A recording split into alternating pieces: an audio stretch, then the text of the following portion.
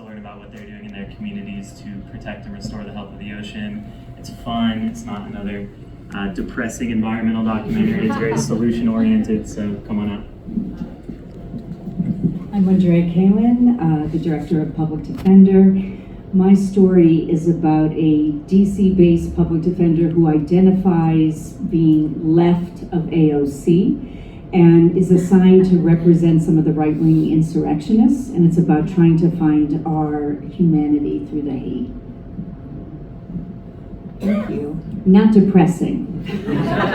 Aspirational. So I highly recommend that you see all of these documentaries in the theater while they're here. They're incredible, all of them. So I guess to start with, you yourself as documentarians, what do you see your responsibility as a documentarian telling a story? I can start. It's a huge question. I know. Where do I take that?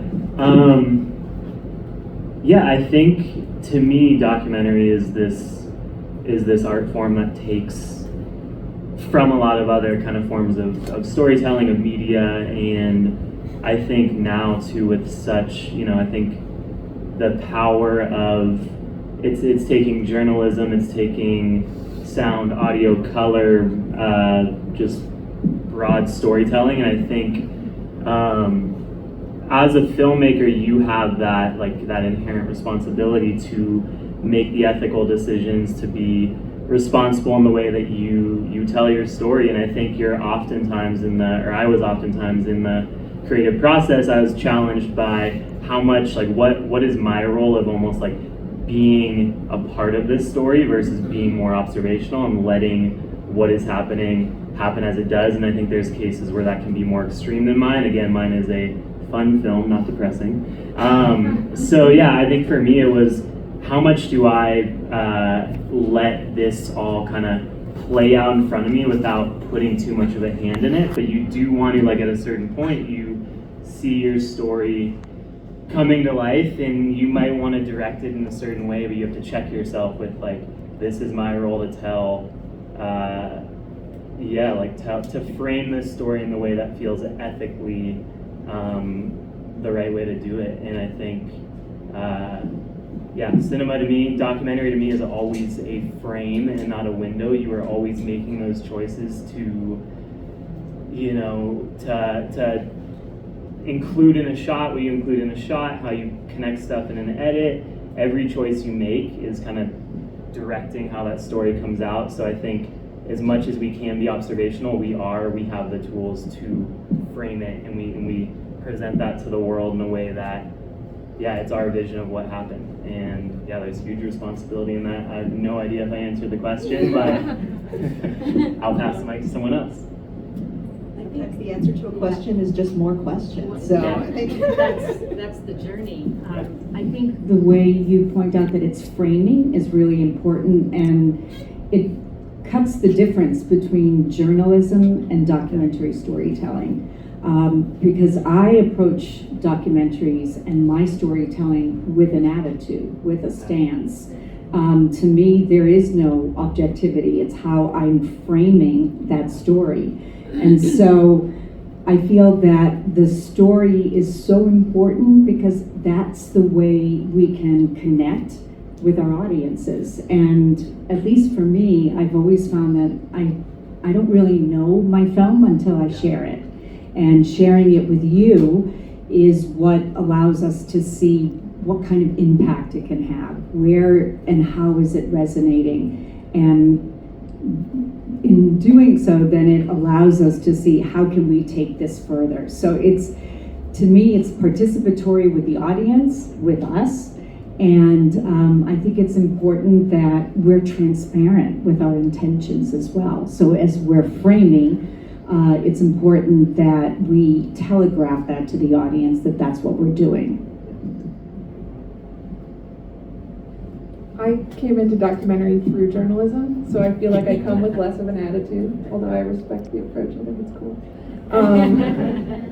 So I think, when I'm working on films, and the film that I just made, what's important to me is connecting with those characters, and obviously you are, like, there is objectivity and subjectivity, and you're choosing who to follow and what parts of their story are brought forward, and so definitely acknowledging that, but I think what is my litmus test is that when I show it back to them, that they feel that their story is like properly reflected, and that what they lived is what's seen on screen. And so I think it is sort of almost a collaboration where you are doing these checks with them and speaking with your film participants about how their story comes across. I think it's a collaboration. At what point do you show them your film? A long way into the edit. A long way into the edit. Yeah, nearly. But I think, so in my film, there's a lot of really intimate and traumatic moments captured because these women are going through something like such an acute trauma, and then there's a very long tail of how that impacts their lives and their future reproductive journeys. And so this was more of a collaborative film than I've ever made because yes, they consented to be filmed, but you go into these moments where you have no idea what's about to happen, and they're waiting for the results of their surrogacy and find out if they are pregnant or not. And like, we all go in hoping for the best, but you have no idea how that's going to go. And so it was extremely important to us that after the scene ended, after the day, we like all simmered on what that meant and whether that gets included and what part of their journeys they're comfortable sharing, because there's so much vulnerability, and like you're asking somebody to be vulnerable with you and with the camera, but also with an untold number of people that are going to see it eventually. And so having these like informed consent conversations about making sure they understand how far and wide this goes and how people will interact with them after the film is out. I want to say that we showed our film To all of the participants when it was a rough cut. And at that stage, I also gave them the opportunity to back out if they felt that it was not reflecting what their story was. And so they didn't have any editorial input, but they did have that responsibility and also capacity to choose whether they wanted to go forward with us. And I do think that's really important. And there's lots of discussions now within our community in terms of how much we engage and enlist our participants. And it's difficult because unlike journalism, and I did start in radio journalism, you're not just parachuting in. We took 3 years to tell this story. So over a 3-year period, you start to become close with someone. And it's always a very difficult line to navigate how close and where you pull back and when you're present and to what degree you can create a relationship that's outside of the film. And that's always something that I find with each film I've made a very difficult terrain to navigate. Yeah, I think too, I mean, that just brings it back to trust with the people that we film with, and I think you need to create that trust over that can take years, if not, sometimes it's weeks, and sometimes it's not bringing a camera out at all to really have that trust that you are going to be the right person to tell this person's story. And that's, you know, I think back to your question about like trust in documentary filmmaking, a lot of it is between just, the relationship that you build with your subjects and keeping that over time. And whether that's including them in the, sharing a rough cut or a fine cut with them, I think you want people to feel good about the story that you're telling, and that's a big responsibility as a filmmaker. So, yeah. I mean, I think my panelists said beautifully what probably I'll just end up repeating, but both of the films I've made have been 7 years, so to your point, like, the first film I made, we were asked to be their children's godparents, there's, which we said no to, but there are ways that you cannot, when I think you're asking deeply intimate, deeply personal questions, you cannot not get very close to your subjects.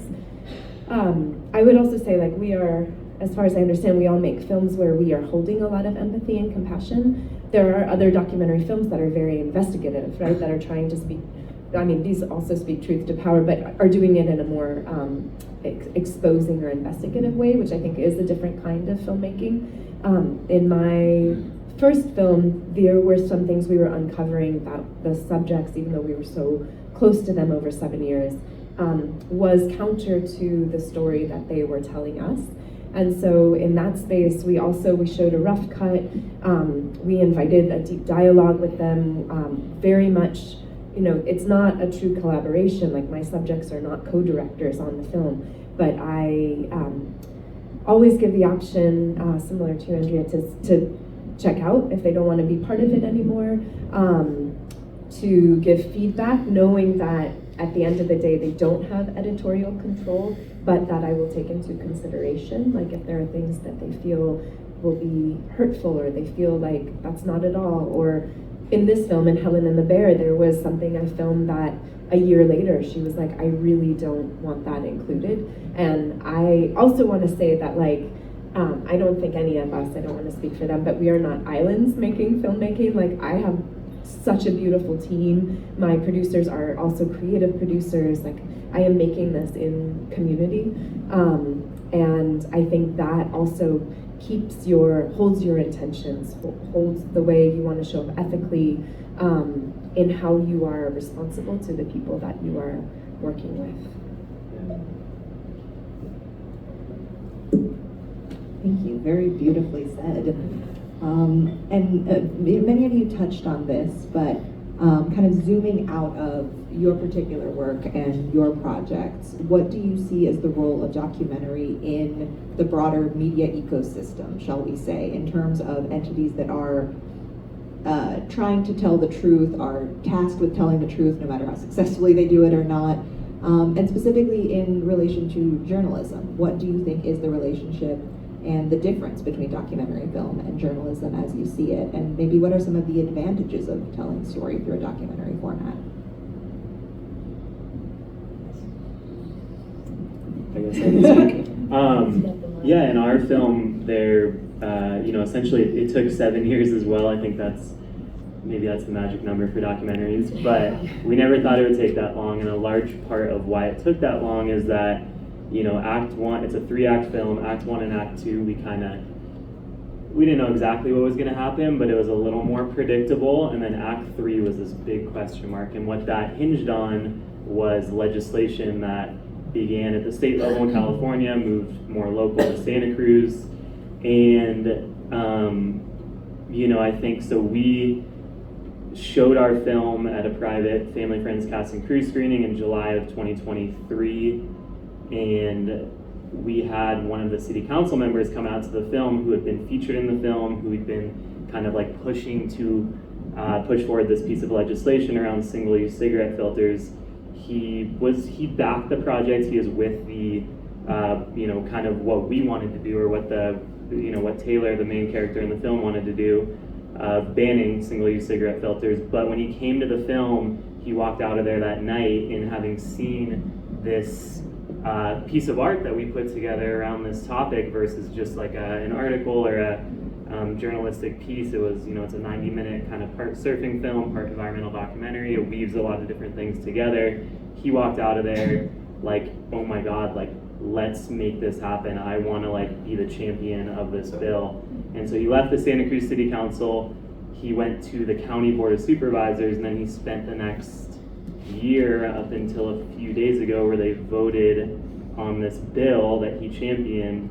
And I'm not going to tell you what happened because you should come see my film. I'll talk about it after my film. But that being said, this was like, I think the power of art to move someone to do something versus, I think if we had just done a strictly journalistic approach to it, which has been done, there's a lot of films about the negative impacts of smoking, cigarette butts, all that, but like we, again, have these physical surfboards that are this tangible symbol of this problem, and then made a 90-minute film around it. And I think that locked in with him. It triggered something in him to be like, oh, I really see the bigger picture of this, and I see like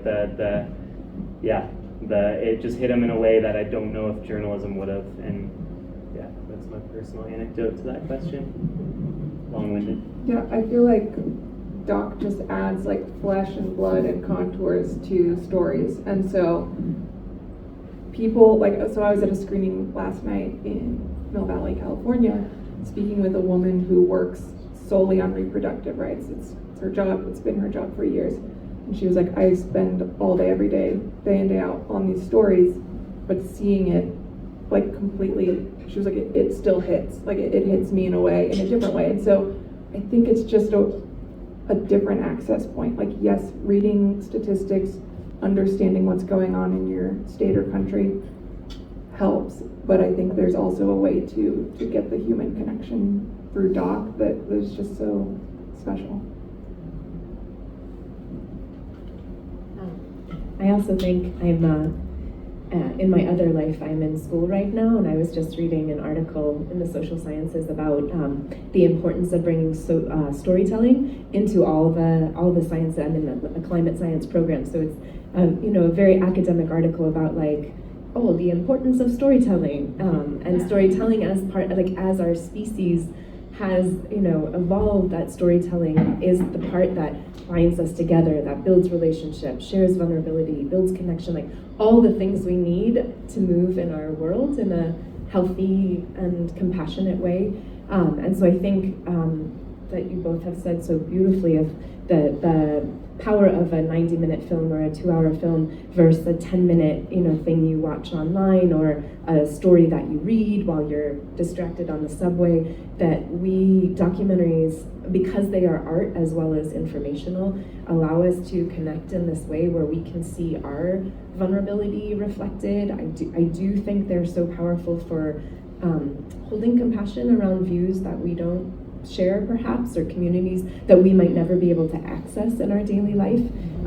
And that I think storytelling or filmmaking, the act of being in a theater, if you are able to go to a theater, also watching in your house, but like I feel like there's this corporeal way, like you are in your body with your feelings that this story is making you feel, and I think that's very different than consuming something in 10 minutes or TikTok 2 minutes. I mean, those also have deep value, but the act of bearing witness and then feeling it as you're witnessing, I think is the power that art can then make changes. Like, oh my God, then they went and took action from it.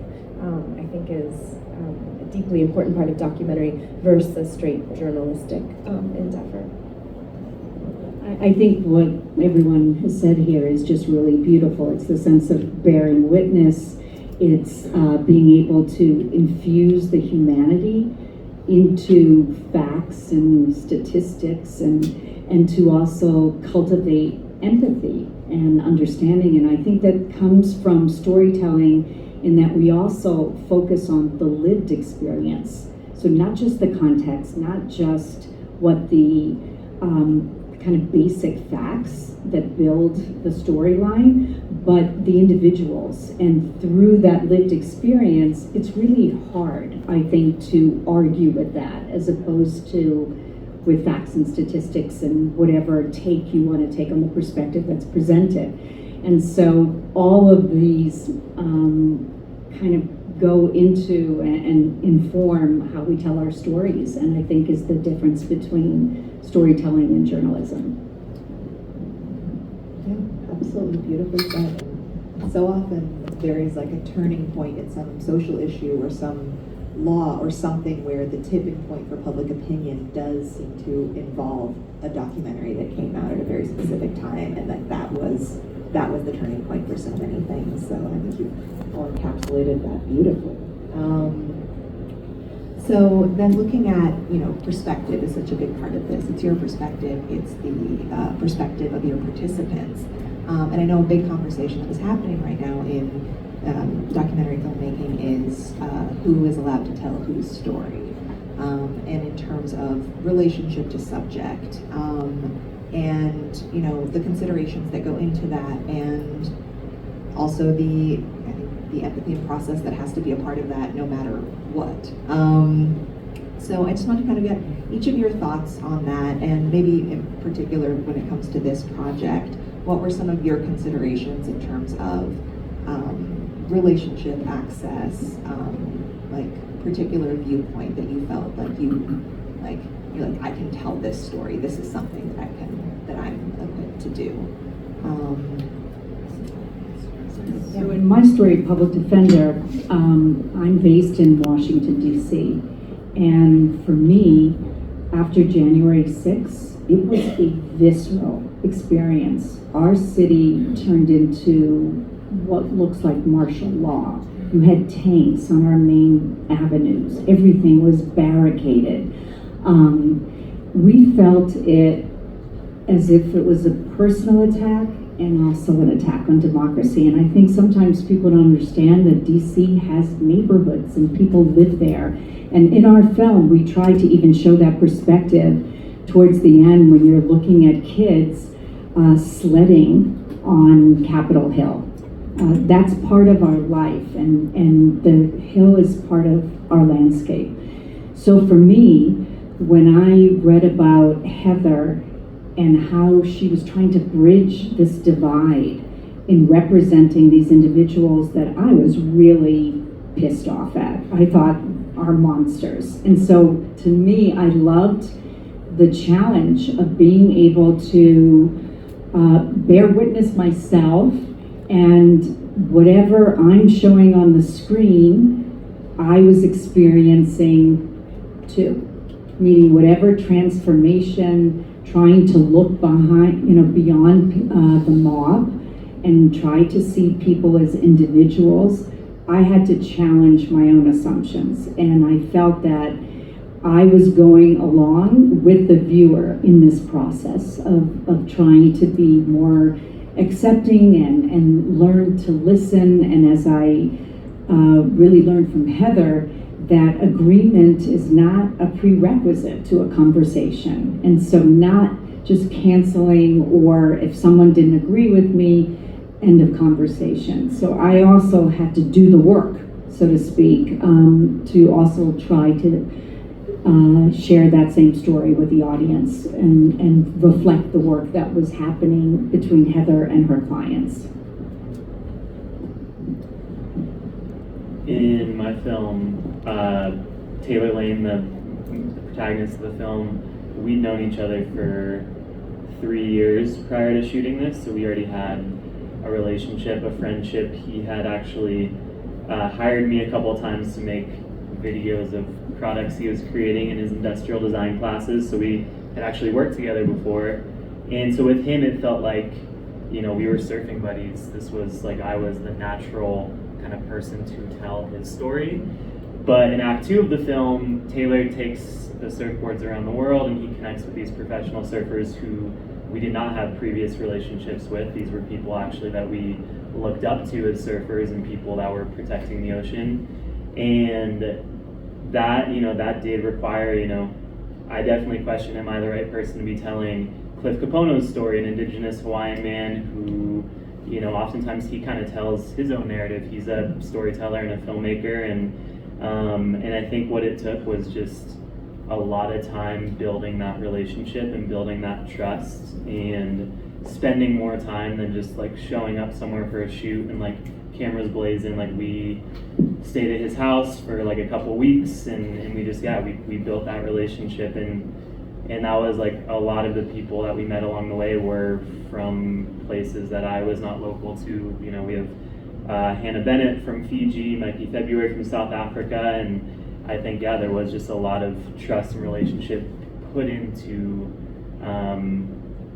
me being maybe the right person to help tell their story. And it was part of I think it was because it was a collective of people's stories under the scope of one film and this theme of ocean stewardship in the professional surfing world, that I think people over time, like we gained a reputation in the surfing world specifically. I work in the surfing world outside of this film, so I had kind of connections there, but there was, at the beginning especially, we kind of felt like outsiders trying to like, hey, we have this surfboard built from cigarette butts, and it kind of felt like gimmicky, but also that became the access point to connect with these people. And as more and more people kept riding the boards and speaking highly of their connection with us and with the project, I think that allowed that trust to grow. So being open to putting yourself out there, saying yes, and yeah, putting the time to actually like connect with people and not just come in and like I am taking from you and filming, but have it be a reciprocal relationship where they can feel part of the story in the film. So my film feels pretty straightforward because when I started making it, was a woman in Texas of reproductive age. And so the stakes felt very real because they were. And so it was an issue I had to care about. And I think because of that, so my co-director is also, same situation, a woman in Texas. She was pregnant when we started working on this film. And so we had a head start on understanding what was going on in Texas, but also I think because of our identities that we were bringing to the film, it was easier to connect with the film subjects because they were all living under these laws and really experiencing so much more than we ever have the ramifications of these laws. But I think we were able to build trust because it is just a shared experience from the beginning. And so I think in terms of the diversity aspect, it was really important to us as well that we bring in diverse perspectives, both like diverse reproductive perspectives and racial and economic as much as we could. But because we were following a court case, we were confined by the plaintiffs who joined, and unfortunately the barriers to joining a civil lawsuit are high because there's no money involved, there's a huge time commitment, and so it's actually a lot of the same barriers that keep you from joining a civil lawsuit are the ones that prevent you from accessing abortion care. But what's powerful about some of the women in our film is that they're extremely privileged and we're still denied care, and because of that privilege are able to participate in a lawsuit and fight on behalf of other women. And so we do tell a few different stories and meet a woman who really doesn't come from privilege, and she's so passionate that she sacrifices so much throughout the film to fight for women's rights. And I think that's the power of showing diversity in your film, is that you are able to understand these perspectives that you aren't exposed to otherwise. How important was it that you're a woman telling the story through a female lens? I think that there's, at least in Texas, really poor education about reproductive health care. It's very constrained in public schools, and so I think having firsthand experience really is informative in terms of going into situations where you're speaking with women who have just had reproductive emergencies. And so I think it is important. I didn't think it would be a very different film if a man made it. It could still be a good film, I think, but I think there is a certain level of connection that just comes from having a shared experience.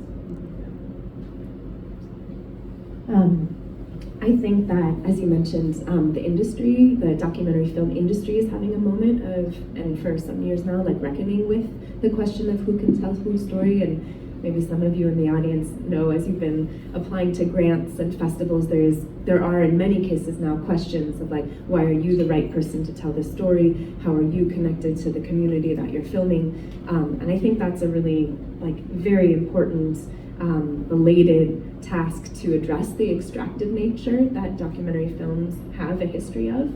And so I think that that's important as a maker of when you're going into a place where you have racial difference, economic difference, gender difference, that you ask constantly. I mean, it's annoying to have to answer those questions on grants all the time, but I think it's important to think critically, like, why me?